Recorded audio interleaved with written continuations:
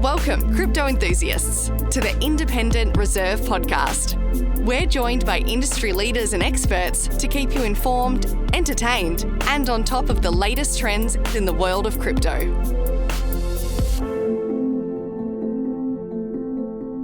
Hello everyone and welcome. Today's our very first episode of the Independent Reserve Podcast. Pretty excited to be here. For our first guest, we have Adrian, the CEO and co-founder of Independent Reserve. Who better to start this podcast than you? It's great to be here, Lee. Okay, it's very good to be here. And we also have John Toro, our head of trading. Good to be here with AP, the man, the myth, the legend. Going to learn a lot about him today, and Lee has a whole lot of questions, so I'm very interested, like our viewers, I'm sure, to hear the answers to these. These questions are going to be fantastic. Thanks. Let's start at the beginning, Adrian. You founded Independent Reserve in 2013, which not only makes it one of the oldest exchanges in Australia, but one of the oldest exchanges globally. So it's a pretty big move back in 2013 to take a big bet like this on an unproven, untested industry. So tell us how you got into it. Yeah, it's been quite a ride. So I guess I first heard about Bitcoin back in about 2010, 2011. I actually heard it from one of the guys that now work at Independent Reserve. And back then it was still extremely early. It was very much the purview of just computer nerds, which I was actually a computer nerd myself at the time, and maybe I still am.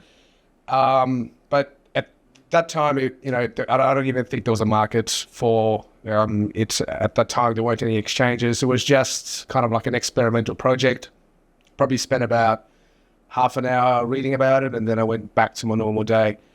And then I heard about it again, probably late 2012, early 2013, from another one of my friends. And I looked into it a lot more than, I actually read more about the economics behind it. I read more about the technology behind it. I built a client that actually connected to it, and I actually saw it working. And I'm like, okay, so this actually works the way it's advertised from a technical point of view. The economics of it are very interesting. I like the fact that it's got, a scarcity model inbuilt. And, this was kind of around the time of a lot of money being printed, people talking about inflation. So the whole scarcity thing really appealed to me. And then I thought, I'm going to buy some Bitcoin myself. I'm going to actually invest in this thing because, it's got a lot of things going for it.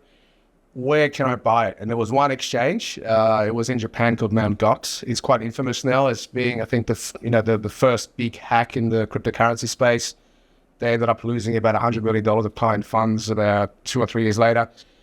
But even, at the time it was the biggest exchange, it was pretty obvious that this thing wasn't really, up to scratch. It wasn't built in the way that an average consumer would expect a financial exchange to look to be built at.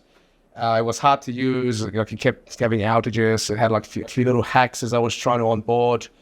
Then when I wanted to make a deposit, I had to send money to a bank account in Japan. It got converted into yen at some bad rate. It was just a really bad experience. And my background is in IT, building enterprise IT solutions. And at the time, I was running an IT consultancy. I had a team of developers working for me.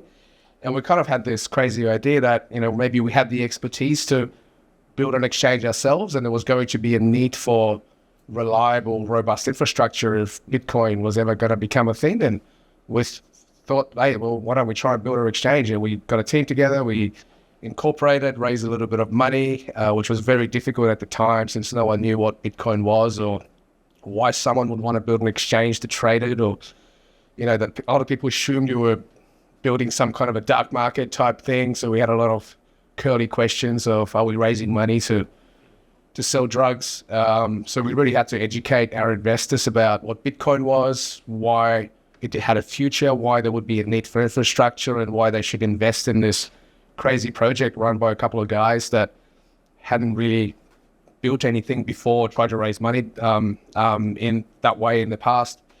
So we launched Independent Reserve late 2014, and we were very excited about what we had built, but to our surprise, nobody else was. The first few years were very, very quiet. Bitcoin was still very, very new. It was still very much a niche investment class, even if you could call it an asset class. But but it was very niche. And, it remained that way until about mid-2017, when the price of Bitcoin went from a couple $100 to about $20,000. And that was kind of the time where Independent Reserve became a real company, where we had the resources to employ a proper team, to get an office together, and it kind of sets the way for where we are now as a company. So let's step back. So many questions there. And I guess the first question for me is, in 2010, when you first looked at it, what was the price of Bitcoin? I'm not even sure if there was a market price then yet. Bitcoin was being given away for free by people that were trying to get other people on board on this experiment. To my knowledge, there weren't any. Maybe there was a market out there somewhere, but basically it was free. Wow. I mean, I wish I had gotten some free Bitcoin, pretty much. I mean, today all the talk is about institutional adoption, but fascinating. Back in 2013, Noel was having those conversations. In fact, I'd be really interested to be a fly on the wall on how those initial conversations with pitching a Bitcoin-related business went. Can you give us a few examples of like some of the conversations at the time, and some of the... Yeah, so I mean, we tried to pitch to various types of investors. We tried to pitch to small investment funds, and we kind of realized that, maybe that was too high a level to where we could pitch. So we ended up pitching to, I guess you could call them, high net worth individuals with a libertarian slant, with, a view of technology that aligned with our view. And, we ended up getting a ragtag bunch of investors, that a lot of whom are still around with us right now. And, that being without them, we wouldn't be where we are. So I'm really happy that we were able to meet the people that we did and to raise a little bit of money that we did to get us along the way. Yeah. So again, just imagining you're back in sort of 2013, do you really kind of expect to, crypto and Bitcoin and the whole industry to expand and flourish the way it has? But look, I mean, we always had expectations that Bitcoin was going to grow, but no one could have plotted a path to where we are now back then. I mean, there's been so many ups and downs along the way, and it's just impossible to predict where Bitcoin will be 10 years from where we are right now. And it was even harder to predict back then because it was still uncertain whether this Bitcoin experiment would ever become a thing. Is it ever going to become an investment class? At the time, we were hoping it would, but, there wasn't... the probability of that was well below 1. Whereas now we're at a point where it's hard to see Bitcoin ever going away.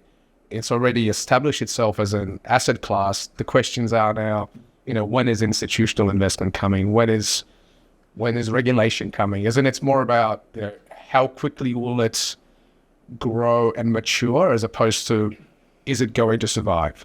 Yeah. So the risk profile of crypto and Bitcoin is completely different to where it was back then, and this is reflected in the price. Back then Bitcoin was worth maybe $100 or even less, because there were so many inherent risks in the experiment. Now those risks have gone away over time, hence the price is a lot higher as well. So can we get you to put your pull your crystal ball out and give us a prediction of 5 and 10 years where you think the Bitcoin in particular and where the crypto industry might be and how it might fit into broader society? I think the interesting thing about Bitcoin is the longer it's around, the more people get used to the idea of it being around and existing, and the more people just view it as an asset class that's just there, as opposed to this novel thing that people were just kind of getting used to back then. And the longer something has been around, and the more people are comfortable with it, the more they tend to be comfortable investing money into it. So I think over time, I think it'll grow as a store of value asset. It'll become this quality asset like a gold, maybe even more so because of all the reasons that we know it's got properties like gold, but they're even better. So over time, it's probably going to become a safe haven asset, which is what people have been expecting it to become for a while now. And I guess a lot of people would have expected it to have gotten there quicker. But these things take time, and it almost takes a cultural shift for people to start viewing this abstract thing as a high quality asset. And it'll probably take longer than what people think it will take. People always kind of overestimate, how much can be achieved in a short period of time, but they underestimate how much can be achieved in a long period of time. But I think this is going to be a long period of time shift. Long period of time. All right. We've got more questions about Bitcoin later on, but let's maybe find out a bit more about you personally. Not everyone would know that, I guess you arrived with your parents into Australia when you were 9. In fact, English is actually your third language. It's my third language. Yeah. How do you think I'm going with? I'm getting most of what you're saying. That's good. We're very happy to hear that. Yeah, so tell us what it's like. I mean, you've come from, you arrived in Australia as 9 with your parents. Your parents are obviously Polish background. Yeah. I guess you never picked yourself as being a CEO of a crypto company. Not many 9-year-olds would. When you as The ambition one. Yeah, only the ambitious ones. Maybe you create Bitcoin and you're just keeping them. I don't believe I did. So. Tell us about your upbringing and sort of, if you weren't in crypto, maybe tell us what you'd be doing. Probably be in IT, I guess. So I've always had a very mathematical slant on life. My dad's got a PhD in physics. My mum was a maths teacher. So my parents brought me up to question things, to enjoy things like maths and science. That's kind of the things that I always did quite well at when I was at school. And then when I graduated university, I got into IT. I always loved computers. I loved computer programming. Got my first computer when I was about 6 or 7 years old, and I started writing code. And by writing, I mean just transcribing it from a book and seeing what it would do. And I kind of persevered with it until I think I got reasonably good at it. And now it's one of those things that are really, as a person that runs a company, it's one of those things that I can't really get to do anymore. And it's one of those things that I really miss now, that I used to really enjoy. Does that answer what was your question? Just I can't remember. But I guess My upbringing. Your upbringing, yeah, and about yourself. That's right. So I grew up in Melbourne mostly. So I moved to Sydney when I was in my early 20s, and I haven't really looked back. Like playing sports, just doing, I guess, all the things that normal kids like to do. I remember having a very traumatic birthday party when nobody showed up. Can we talk about that a little bit? I'm sure the viewers, anyone who's been in Independent Reserve for more than maybe an hour or two has heard the story of the time no one showed up at your 9th birthday party. But it's been quite a scarring moment of my life, and I think without it, I wouldn't be where I am today. But was that also because you couldn't speak English at the time? It's possible the kids just didn't understand it was my birthday and I was inviting them, or maybe they didn't like it. But did you invite them in Polish, or did you invite them in German? Because I'm not even sure if I invited them at all. It was a long time ago. All I remember is having a table full of snacks and sort of my mum. Anyway, let's move on from this. You got lots of friends now. I've got lots of friends now, yes. Like JT. Hey, so just to go through like a really technical background, like you've had a really technical background, and this is quite a new sort of investment product. How does the average person, I guess, in the circles that we don't, different circles from the ones that we operate in, how do they get their head around, this new technology and what this looks like and sort of how it fits into society? Is there an easier way for them to sit there and go, okay, that makes sense to me? And is there any way that, you'd sort of describe, what this is to make sense to someone who, isn't familiar with, this new technology and this new asset class? I think the best way to describe it was how it was described in the white paper. Peer-to-peer electronic cash. What does that mean? It basically means like cash for the internet. And that's I think explaining it in ways that most people can understand, because people know what cash is. It's a medium of exchange that we can use peer-to-peer. It's kind of anonymous, so it's hard to track. And then how would you apply that to the internet? Well, most people know about payments on the internet. They know internet banking, but that uses a bank, right? So if I want to make a transaction on the internet from me to you, I can't really do it unless I want to do internet banking that goes through a bank. That's not quite the same as cash. So So when you try to explain it as cash for the internet, people go, oh, okay, so does that mean that I can make a transaction from person A to person B without an intermediary? Yes, that's exactly what it is. And obviously there's a lot of technology behind that and a lot of complexity to make that work. But at its core, it's cash for the internet. But that's a really simple and effective description. I think everyone can relate to that. So what do you think in crypto right now? I mean, the whole decentralized, there's a lot of kind of, I don't know how you put it. There's a lot of kind of misconception about what crypto is and what crypto isn't. How would you kind of describe what the crypto industry is trying to do and trying to achieve? And for the masses, how would you put it? I think in many ways, the crypto industry is, has been on a journey to look for use cases of the technology. So the technology is now at a point where it's quite mature. It's very solid. The Bitcoin technology has been around for a long time. Ethereum has been around for a long time as well. The development community is very solid. There's a lot of people working on it, and that built a product that can do many things that is very robust. However, I think the challenge now for the industry is to figure out, okay, we've got this great technology. What's the best real world use case? Mm-hmm. And, people have tried different things and different things have gotten, I guess, a varying amount of traction.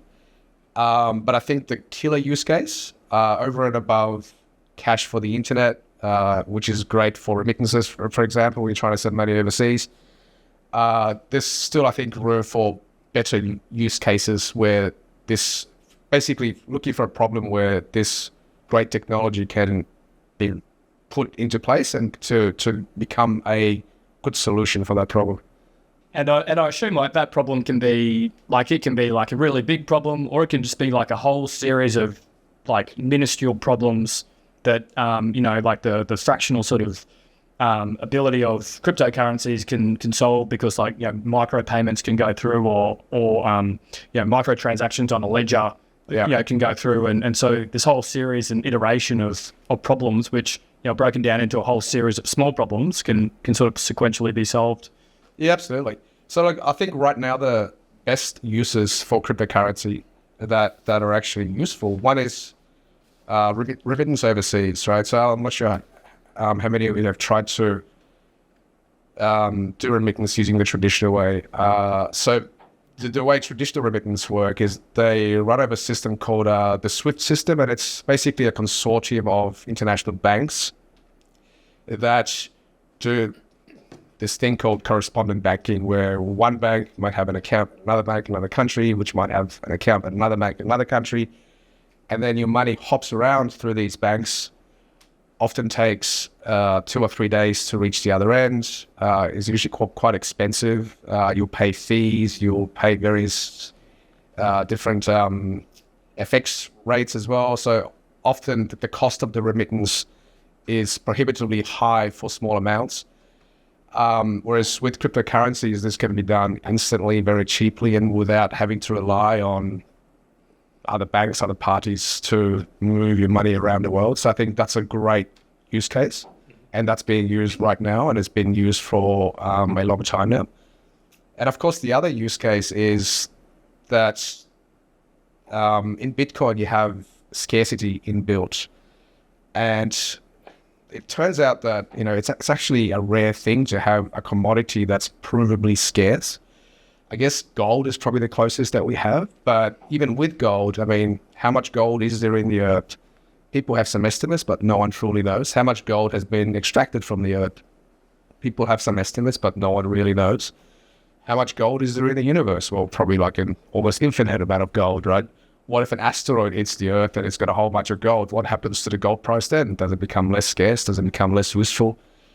Whereas the Bitcoin model, it's got the scarcity exactly built into it right from the beginning, right at its core. You know exactly how much Bitcoin exists at any point in time, you know where they are, and more importantly, you know how much there ever will be in the future and at any point in time in the future. And that makes it much easier to make a decision about what is the value of this thing that I hold, because I know how much of it exists and I know how much of it will ever exist. And that's a concept that's, existed in the physical world to a certain extent, but it's never existed in a digital world.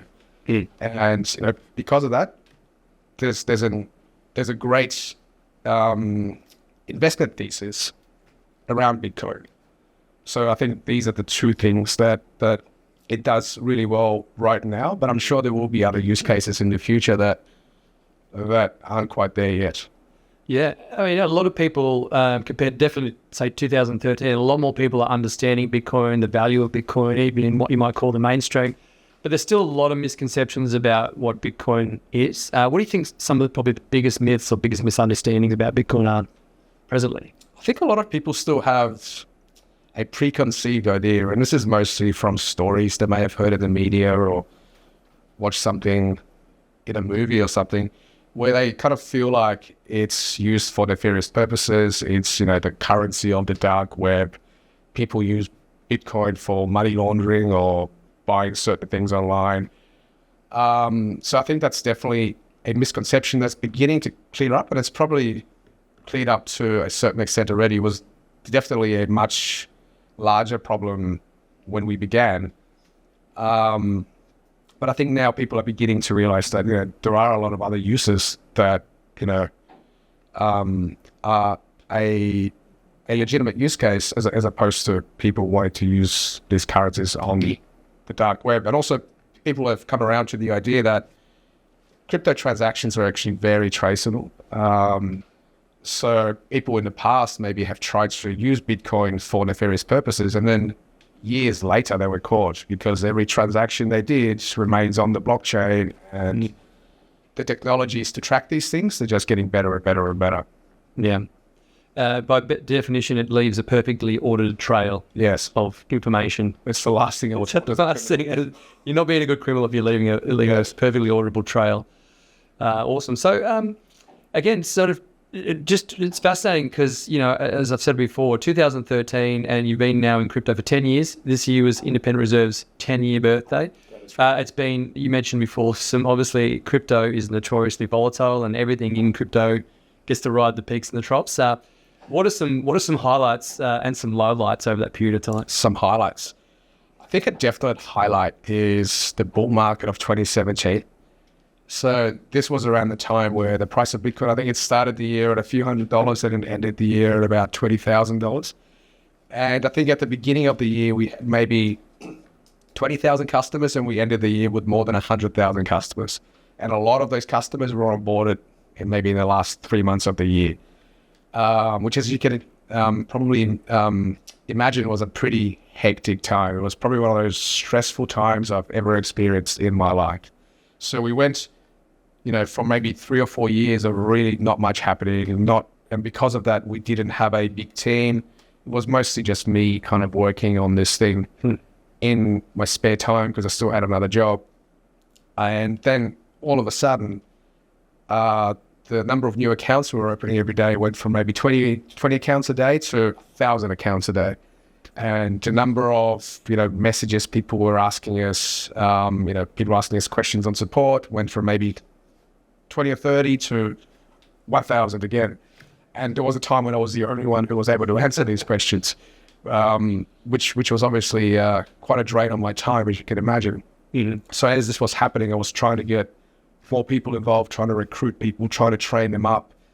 And as this is happening, I'm opening up 1,000 accounts a day, and I'm having to sleep under my desk because I'm literally just constantly under the pump. And as this is happening, you're also trying to make sure you don't make any errors, you don't make any mistakes, because running a system that's holding hundreds of millions of people's money, so that's obviously a huge responsibility. But it's hard to do that when you're underslept and you're doing a million other things, and you're recruiting and you're trying to get an office and you're trying to sign a lease for this office, and all these things are happening all at once. So that was, at the time, it was extremely stressful and just an exhausting period. But because we managed to get through that period, we came out the other side with a much better team, with a proper company, and we just came out much stronger. And I really do believe that what doesn't kill you makes you stronger. And that experience really taught me that if you have the perseverance to get through those hard times, those times will, like, there's always a thing that'll happen eventually. Rather you die or things get better. Most of the time things do get better. And if you just keep that in your mind as you're going through this hard time, which isn't always easy to do, because at the time all you're seeing is just this wave after wave after wave of big customers wanting to use your service, which is great, but you just don't have the capacity to handle them. But if you can get through that, things get better, and we managed to get through that. Right. And now here we are. Here we are talking with your own podcast series named The Business Has Started. All right. Well, what about the low light? What was was there any sort of moments you thought about maybe packing in and going, you know what, we're done here as an industry? Did that ever cross your mind, or? Yeah. So, I mean, after we launched, actually around the time when we launched, that was when Mt. Gox got hacked. And that was like an existential crisis, not just for the crypto industry, but for Bitcoin and crypto itself. It was, people were thinking, is Bitcoin going to survive? Because Mt. Gox was the only exchange that was around at the time that had maybe 90% market share. So that was an existential risk for all of crypto, all of Bitcoin, and which happened, I think, like within 3 or 4 months after we launched. Which obviously made us question, we spent all this time building an exchange. The industry doesn't seem to be going that well. Should we pivot to something else? Should we call it quits? Do we want to keep investing our time into this? That was definitely a low light. Yeah. And, this is kind of what I meant. When we started, it was still very much unclear whether Bitcoin was going to be around in 10, 20 years' time. Whereas right now, all those risks have kind of gone away. Yeah, Adrian, you've always been, as far as I've known you, you're a very logical, considered guy. You don't get flustered easily, which is a great thing about you that maybe not everyone would know. I remember when the day FTX was going down, and you're walking past my desk, and I said, "Oh, Adrian, this looks pretty hairy," and you just sort of casually walked by, and you said, it's not like Mt. Gox went down or anything, and then you went off and got your coffee like nothing had happened. I've got 1,000-yard stare for a reason. Well, yeah, true story. Yeah, and for me, I've been in crypto for only 3 years, which is just baby years compared to the 10, because it was crypto years counted a lot more than regular years. And that was my first sort of, I guess, traumatic experience. But to see you walk through it with a shrug of the shoulders meant that it's. And there was significantly more panic on my side on the trading days. Yeah, actually, JT, talk us through your day, because you were at the coalface on that day. A lot was happening. A lot of people, maybe in the mainstream media, certainly didn't see, but when you're at the coalface, you would have seen. Can you share some more stories from that day? Yeah, I think what was really interesting was the Luna Terra incident. That happened some months beforehand. Really. Sort of highlighted to me exactly how quickly things can escalate. We're in quite a new complex asset class, and it was somewhat untested. We could see the funds under management growing, almost exponentially, I guess, into UST and Luna Terra. And when that fell over, I remember thinking to myself, it's taken about 48 hours for this to materially depeg, and the writing was on the wall less than 5 days later. And for me, so that was the initial moment in time where it was like an introduction to what was a fairly catastrophic event for cryptocurrency and an algorithmic stablecoin ecosystem. And I really sort of logbooked exactly how long it took for this event to take place. And then, we go on some months later, and the interesting thing from the FTX scenario was how the market had learned to deal with that sort of event, and how quickly the status quo to the end of FTX, it was just shortened. Like it literally happened within a 24-hour period. So, when we go through that, we're very well versed, because of, I guess, our experience and different, avenues that, we have in place to be able to look and work through these problems. But what was really interesting for the FTX one was just how quickly it uncoupled or decoupled, and it was really within 24 hours. It was the writing was on the wall, and the industry had almost moved on, and the industry was wondering, what was next. We're still working through what this what the FTX demise has meant in terms of people being reallocated different assets that may have been there, and different industry segments picking up from the FTX requirements, I guess, the hole that the FTX left in the market. But from a trading desk perspective, we look at volatility and we make sure that everything that we do on the desk is very, very meticulously thought through and well covered. And then that particular experience was this happened really quickly. And going forward in the market, it sort of gives me confidence that any fragility in this space now will get ironed out really quickly. And the transparency in the microscope and that that lens of looking into everything that looks somewhat uncertain. People are looking over and over at those sorts of things with the expectation, I guess, that these things will now take a much smaller and smaller period of time because everyone has seen multiple occasions of these sorts of events. It's definitely big, one of those industry-defining events, and something we learned a lot from. Yeah, that's fascinating. Actually, I'll get something I can ask both your opinions on. Regulation, obviously, out of FTX, everyone's kind of like, oh, well, now everyone has to sit up and take notice. There's customers who are getting burnt here. Like, someone's got to really go, well, what are the consumer protections around here? But actually, JT, I want to raise a question that or a point that you raised with me is actually a really good one, I think. Everyone in crypto talks about, in particular in the Australian context, talks about wanting regulation. But people don't often specify exactly what that regulation should look like or what it should mean. And I think a lot of people are saying, hey, when they say, hey, we want regulation, what they're really saying is, hey, give us a bank account. Do you know what I mean? But the reality is that, if regulation comes through, and we've seen some progress on this, it's actually going to have to change the way some businesses operate. With that in mind, one of the comments you made to me was like, regulation for regulation's sake doesn't add much. But if there can be certain, I guess, if it leads to, a more favourable treatment of how the industry is seen and how crypto businesses are seen from a bank's perspective, how can the regulation be put in place such that it actually enables the industry to be seen as more legitimate?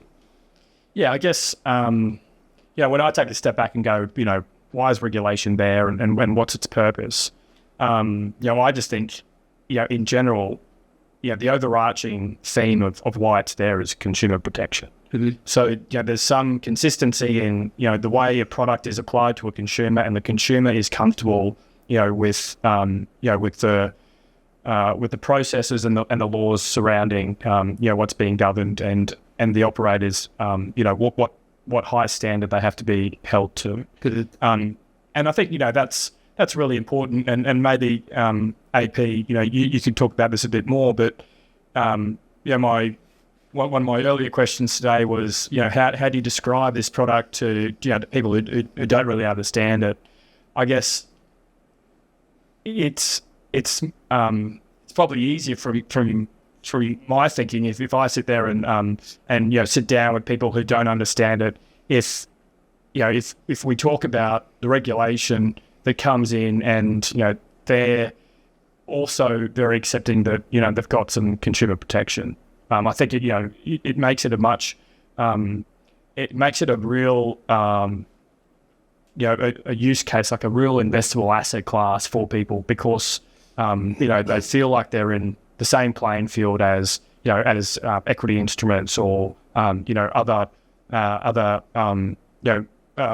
investment products that they know and they've already been allocated into. Yeah. So I meant more from like the prudential sort of regulation side of things. Like if regulation comes in, the banks go, okay, I can now see you guys as like a better risk. I can now, because I get the sense that mostly banks probably don't really care about crypto. It's just a pain in the backside for them. So they kind of go, well, it's just too much hard work. Let's put you over there. But let's say regulation comes along and they go, well, these players who have a license are now operating to a standard where we go, okay, we can take these guys seriously enough and we can actually give them accounts. Do you think there's something that needs to be done on that? Is there something that regulation needs to address to have that be a reality? I think that that is constantly evolving. What a prudential regulator and a bank would probably want to see, and I don't work for either. They want to make sure that the industry is well governed, and through governance comes additional forms of scrutiny, and through scrutiny becomes additional forms of comfort. And when comfort is then delivered to from a prudential perspective or in an arm's length relationship in the industry, then the avenues for things like banking and different payment structures, they open up. They naturally open up because everyone is aware of the playing field and everyone's comfortable with the playing field. Good. And I think that's when the industry, broadly, the industry wants to be able to get there so that the product class, is materially accessible to everyone, and everyone's comfortable that, they understand the protections that are afforded to them. Yeah. Adrian, what do you think this all means? How does the industry move forward? What are the biggest obstacles in your opinion of what the industry needs to move forward and really get mainstream acceptance? Look, I think regulation is an integral part of it. So we've been talking to the Australian government, talking to Treasury, talking to ASIC for a very long time now. We actually applied for an AFSL back in 2014, naively thinking that the product we were launching, which to us was a financial exchange, would obviously need a financial services license. And I still remember at the time when we had our AFSL application live with ASIC, when Mt. Gox went bankrupt, I had a call from the person at ASIC looking after our application, and he said, now that Bitcoin's gone bankrupt, you no longer need this license, right? I'm like, what? But this was the level of understanding at the time from ASIC. And I think over time, this understanding has evolved and improved up until, I guess where we are today, where Joe Longo was at a conference 2 or 3 weeks ago talking about crypto and basically making it clear that ASIC is ready to regulate the industry once the legislation has been passed, which we expect to happen in the next 1 or 2 years.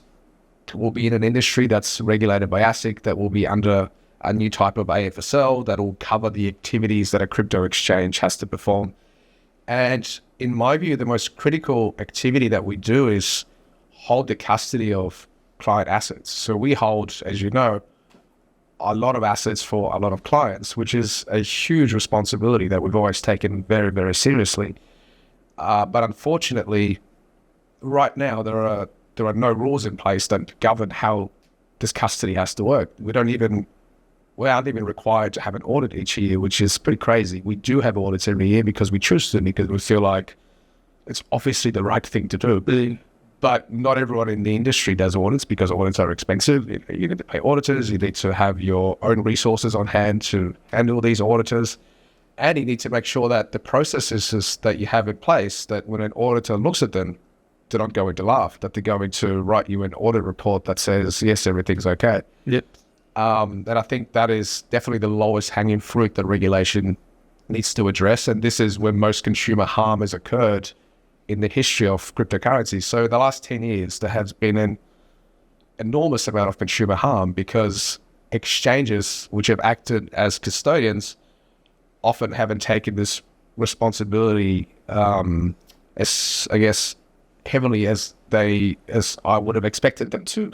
Mm-hmm. And people often naively just assume that exchanges must be regulated. People don't normally research these things.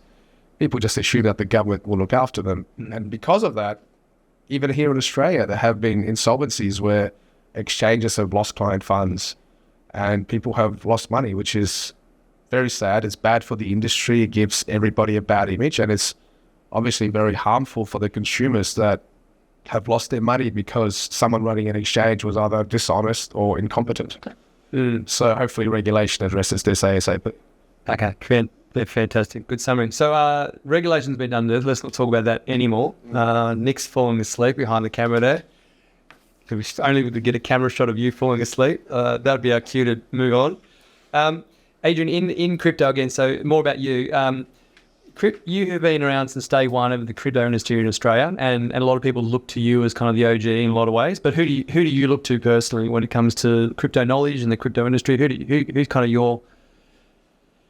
who do you look to? So early on, there's a person called Andreas Antonopoulos who has been, I guess, an advocate for crypto right from the beginning, and a very eloquent presenter and a great public speaker. He is one of the people, I guess, that when I was first getting into crypto, that convinced me that the concept of Bitcoin is an important concept, and it's a legitimate concept. And yes, I highly recommend watching some of Andreas's early videos, especially.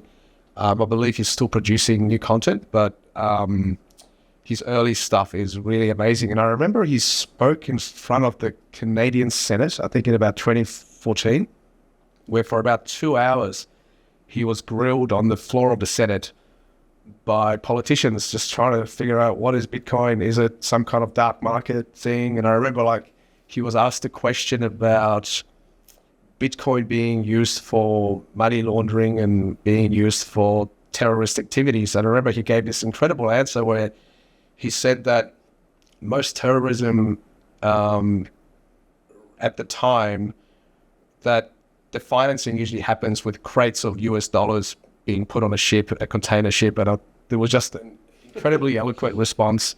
Yeah. So yes, he was definitely one of the OGs that I've always looked up to. He's a really good speaker, actually. I've heard him speak. He knows the content so well, and he can put it so succinctly. In fact, I'm pretty sure he was the first recommendation you put me onto when I first started. Can't go wrong with a Dre. No, you definitely.Maybe we can ask him to be on this show. That would be fantastic. We should. Absolutely. He probably might even do it. Where was I going to go with that next question? I had a next question lined up. JT, surely you knew what I was going to ask, didn't you? No? I don't know. No. I definitely had a question. We'll just cut that bit out. You're on a roll here, though. So. I had a question and it's completely gone. Something about people misunderstanding me. Yeah, Andreas, he's really good. Oh, that's right. I was going to say, because I remember one of the things I remember, I looked at Andreas when I first looked up in one of his videos, and he was speaking at like a Bitcoin meetup or a Bitcoin conference, and this would have been 2011, 2010, just after Bitcoin's. And the room was empty, right? And the room was absolutely empty. I've seen that. Yeah. And he is giving this excellent summary of what Bitcoin is and everything it could be. And if you look at it, it's fascinating, because you look back, it was 12 years ago, and he is absolutely bang on with all these points. Yes. And he's talking to a room of 3 people. Yes. It's just incredible. So, yes. One of the qualities of the early crypto people that are kind of around still is perseverance. Because early on, it was really tough. So right now, you kind of take for granted that people treat you with some level of respect when you walk into a meeting room. That never used to be the case. So you had to have the strong belief and the perseverance to wake up every day and go push that car up hills, even though you knew it might roll back on you, and every now and then it did. Yeah. And the fact that he did that to an empty room back then, and everything he said has proven to be correct, I mean, that's massive respect. Absolutely. And it's no longer a career risk, really, to talk about Bitcoin. It's now, like I said, we've got Larry Fink talking about it as though it's just a normal thing. It's a normal thing now, yeah. Yeah. I know when I first left my job to come work at crypto, and it's sort of a cryptocurrency exchange. I remember telling my parents, and they looked at me like I was just about to leave to become a Pokemon card collector. They had no idea. And it was just kind of like, what? But even now they see enough about it just through awareness. They can't go, oh, this Bitcoin thing's a real thing. You know, they're in the mid-70s. So the education piece of my son, who's 70, he doesn't ask me how much money I have. How old is your son, sir? 7. I thought you said 70. 70. I've been, he doesn't ask me how much, he asked me how much Bitcoin I have. He's like, it's a completely normal thing for his generation. Bitcoin will just be something he's always known. And he asked me the question, is how much Bitcoin do we have? He's excited to know. Not enough. I think the paradigm shift happens when the generation matures that grew up with Bitcoin their whole lives. So I guess by the time your son is 18, 21, or has disposable income to invest, he will see Bitcoin, and his whole generation will see Bitcoin as another asset class, almost like real estate. There's this thing that's been around his whole life that he's heard people on the news talk about. It'll be no different for him than investing in shares. It'll be more familiar than investing in bonds. How many people know about bonds or even how a bond works? Right. But he'll probably know how Bitcoin works. Yeah, you will. And I wonder, my mind is boggling to think what the industry would look like, considering it's come from nothing. In 10 years, it's gone from an abstract kind of thing for nerds to like a genuine business that biggest names in town are now investing in seriously. And you know what's interesting for me is that we haven't seen the true Bitcoin yet. Right, the true Bitcoin happens when the issuance dies off to a trickle, which will happen maybe 2 or 3 halvings from now. So we've still got an inflation rate in Bitcoin that's comparable to the inflation rate in the normal economy, 3, 4, 5%. Don't quote me, but it's around there somewhere, right? So there's still new Bitcoin being issued, but that's going to stop very, very soon, and it's going to become the hardest asset on earth until no more will be able to exist. And that's when we see the true FOMO kick in. Yeah, the true scarcity will really come home. Absolutely. I think for a lot of people who in Bitcoin who's been around, they kind of get that idea that they're not making any more of it, and what you've got's what you got, and it's still outside of the control of any individual or state or government. A lot of people think that maybe, particularly if they're new to big crypto, might think that we've got these CBDCs, central bank digital currencies might come along, and they might, be a killer app for Bitcoin. I think anyone who's in Bitcoin would disagree with that, but how would you kind of explain the dynamics of the two to people who aren't super familiar with it? I guess to me, a CBDC really isn't much different to the electronic money that we have already. I mean, money is already electronic. When you log onto internet banking, you see numbers on a screen. How often do you handle physical cash? I would say probably very rarely.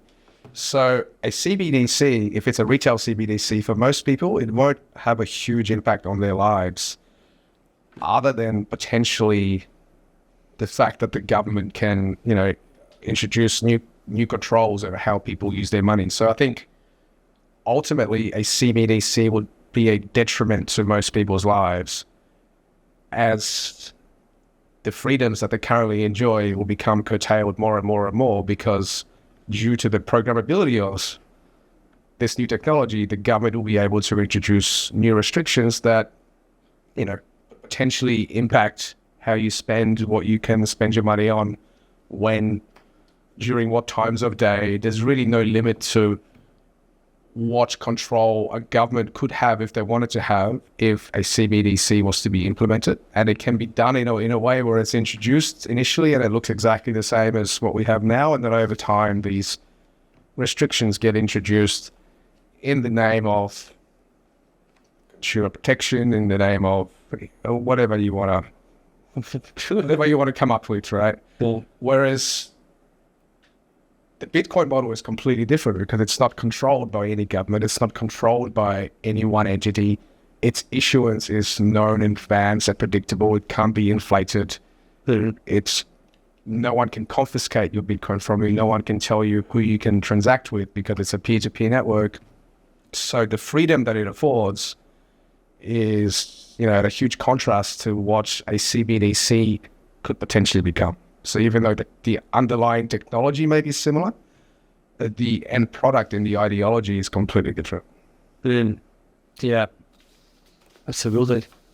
I've got 50 questions here. I don't feel like any of them are right for me. Rapid fire. Rapid fire. I think we should spend more time talking about you, Adrian, and you know that a question's coming up. Everyone, again, you're synonymous with crypto in Australia. It's certainly synonymous with independent reserve.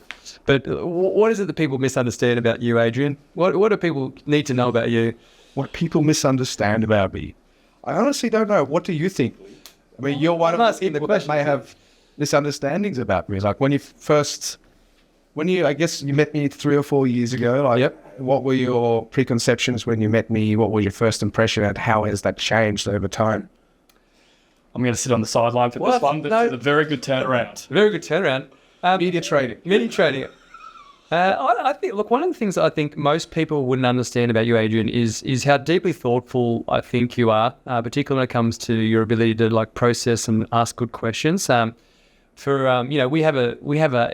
week we have our, a team meeting. We all sit around, we all talk about what happened for the week. And I'm not known for my ability to manage a lot of detail well. No, you agree? Doing okay here with your 50 questions, Lee. But I've seen your chance before. That was spectacular. my attention to detail is somewhat lacking, but yours, like you managed to somehow consider everything that's going on in the business in your head really, really well, which I think it is definitely, I always find impressive. Maybe it's just because it's something that I would never do as well as you do. So Because I have no life. Or friends. Since I learned on my 9th birthday. On that, like, what is always front and center in your mind when you're running independent reserve? Like, what is kind of goes through your head most of the time? What do you think about consistently when it comes to running and keeping independent reserve up and running? There's one overarching thing that we never compromise on, and that is our security. So everything we do, I always, in the back of my mind, I make sure that it doesn't compromise our security and how we hold client funds, and basically doesn't expose us to any risks that we potentially don't understand or any potential existential risks. So every conversation I have or decision that I make or I'm involved in, always there's an undercurrent of what are the risks here? What are we exposed to? Does this in any way impact our security? And if the answer is yes, then we probably wouldn't do whatever that thing is. Mm-hmm. So by always being very careful about managing our risks, that's what's allowed us to still be around after all this time, whilst a lot of others, I guess, aren't. And it's easy to take risks when things are going well, and often these risks will go your way, and they'll probably go your way many, many times. But all it takes, if you take these big existential risks, all it takes is for 1 out of 100 to go against you, and it's all over. So yeah, that's one thing that I constantly think about. Yeah, it's funny because in 2021, no one really talked about counterparty risk in terms of business-to-business sort of counterparty risk. For whatever reason, maybe people just assumed because it was crypto-related, there wasn't a counterparty risk, which doesn't make any sense. But for whatever reason, and as soon as FTX went down, all anyone wanted to do was talk about counterparty risk. But this is something you've always been super strong on. Yeah, I guess maybe it comes from my distrustful nature. Where did that stem from? The time you invited a party and no one came? Perhaps. I haven't trusted people ever since.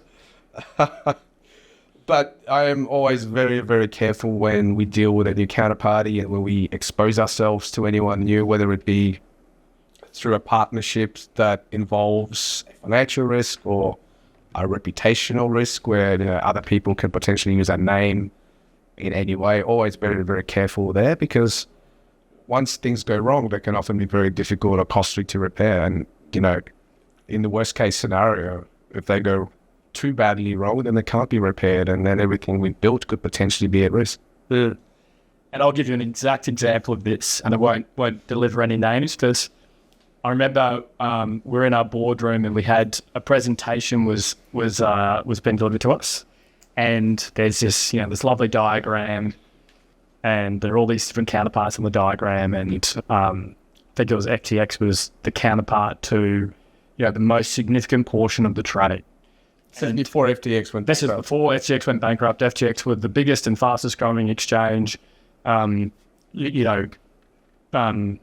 everyone thought they were the best credit in the room. And we're looking at this, and that wasn't the primary purpose of the presentation. It was just secondary in the presentation, and it sat there, and it sort of, it was a bit like a magician's trick. Everyone's sort of looking at the primary purpose of the presentation, and secondary to the presentation was the counterparty FTX, but it was unquestionably the weak link or the sole counterparty risk, within the whole structure that was being presented. And we're sitting around. There's 10 people around the table, and it gets to that point in time in the meeting, and it's anyone have any questions? And I remember, AP, you sat there and you go, what happens if FTX goes down? Yeah, that's such an AP question. And it wasn't laughed at, but it was just immediately dismissed. It was absurd. Yes, it was like, like that would never happen. And I'm pretty sure that they're almost the exact words that they said, like that's just never going to happen. Yeah. And somewhat dismissed, and I wasn't dismissed because we didn't end up doing that. Yeah, we didn't do it. Sorry, dismissed from a in the room, like the presentation room. And I remember thinking about it and looking at that presentation differently and going, like there's unique counterparty risk. Like at a micro level, this is very, very unique counterparty risk. And we got out of the meeting room and we sort of spoke about it a bit more and you were just so spot on. It was that is the perfect example of exactly the types of questions you asked. You're like, in hindsight, you're like, oh, I'm glad he asked that question. Yeah, and the identifiability of like the weak spot from a micro perspective as it rolls into a macro perspective. Just so quick on it, and I think I definitely think that was an example of those things that are considered at all points for the exchange. Can I tell once? I'm going to tell that story about the FTX, but I've got to tell the story. There you go. So speaking on that point, because FTX and its perception, when perception just doesn't match up with reality, the day that FTX went down in Australia, the FTX actually, this is some fun trivia, but the day that FTX went down, literally the day when it was all coming undone, FTX had hired a super yacht to travel around Sydney Harbour. This goes to travel around Sydney Harbour to take all their clients out. And it's funny because you might look at this and on the face it looks like, wow, this is just world-beating success. But anyway, the story goes that FTX went, well, you know what, it's probably not a great look for us. This is FTX Australia said, well, it's not a great look for us to be out in the super yacht the day our company goes under. So they rang up their clients and said, sorry, we can't take you out in this boat. And two of the last people we would have ever expected to be on that boat was you and I, JT. But some of their clients who were mutual clients said, hey, the FTX have got a boat. They're not coming. I would expect you to be on that boat. They said, you want to come along? And we were like, yes, of course we want to come along this boat with their clients. And so we ended up on that boat on a beautiful Sydney day, watching kind of crypto kind of blow up from the view of FTX's super yacht. I don't know if that's poetic or ironic or watching the world burn. And we were sitting there, and I can't obviously name the client, but we were sitting there going, with a champagne glass in hand, this is horrible. This is fantastic. This is horrible. But yeah, thanks FTX. That was about the only good thing you did for us that day. I know. Adrian, thank you for being on the Independent Reserve podcast. It's my pleasure. It's been fantastic. We've learned a lot about the industry. We've learned a lot about you. Every time I meet with someone, they always say something along the lines of, I met Adrian, and they say like this, I say, I met Adrian, I met LP, Adrian, what's his name? So for the record, for everyone in the industry, can we just get you on camera to pronounce your name, the correct pronunciation? Adrian. Przelozny. Adrian Przelozny. Thank you. Yes, I'm never going to try that, but no one has to ask me that question again. Adrian, thanks for your time. JT, thanks for your time. Hey, how do people get in touch with us? How do people get in touch with you? Are you happy to be hit up on LinkedIn? IndependentReserve.com. That's where we are. All of our information is on there. LinkedIn accounts, Twitter accounts, you name it. independentreserve.com. independentreserve.com. JC, thank you. Thanks for having me. Thank you. It's been a pleasure. Thank you. Thank you.